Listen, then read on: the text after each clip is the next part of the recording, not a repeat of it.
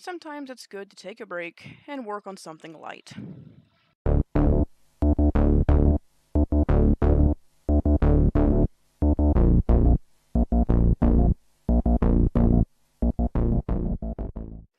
Horrible Harry cracks the code. If you grew up in the 80s, 90s, hell, even into the 2000s, and you were a huge book nerd like I am, you've likely heard about Horrible Harry.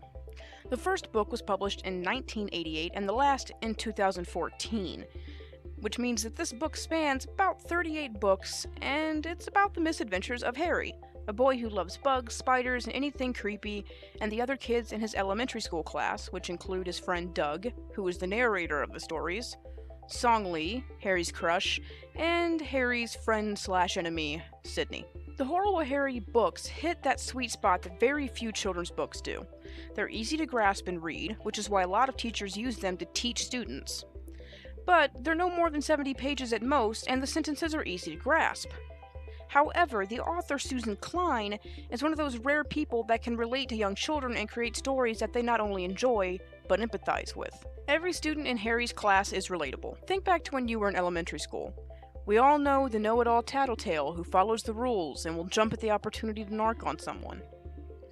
We all know the well-meaning kid who's nice, but he likes weird things. We all know the annoying kid who constantly pissed everyone off. Hell, we all know the foreign exchange student who comes to school on the first day knowing very little English. The point is, Susan Kline clearly understands children, which is why I still love reading Horrible Harry well into my 20s. The nostalgia factor is there for me because I read these books growing up.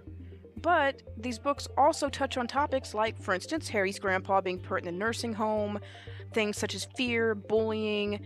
They also teach students about different cultures and ideologies. Oh, yeah. I forgot, I'm actually reviewing a book, not the series. In Horrible Harry Cracks the Code, Harry fancies himself a detective, and when he learns about the lunch lady holding a contest, he decides to use his investigative skills to see who will win. You see, the lunch lady is using something called the Fibonacci sequence, which I had no idea even existed until I read this thing. Basically, you start with this sequence. 1, 1, 2, 3, 5, 8, 13, 21. You figure out the next number by adding the 2 at the end of the chain. So what comes after 21? Well, you add 13 and 21, which gives you 34. What comes after 34? Well, you add 21 and 34, so on and so forth. On top of teaching me, an adult who hasn't been in school since 2011, about something that I was never taught in school, there's a segment where Harry gets back at Mary, the class tattletale, for getting everyone in trouble at lunch. And yes, if you're asking, it was very enjoyable to see Mary get her comeuppance. Like many of these books before and after, Horrible Harry Cracks the Code teaches something new while entertaining young children with believable characters and a fun, lighthearted story. I'm going to give Horrible Harry Cracks the Code an A.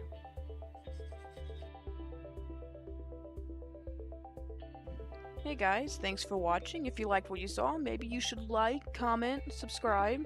If not, feel free to watch any of my other videos. I have one right up here for you in case you're interested. Also, why not stop by my Facebook page? I like to post things about videos, books that I'm reading, and stories.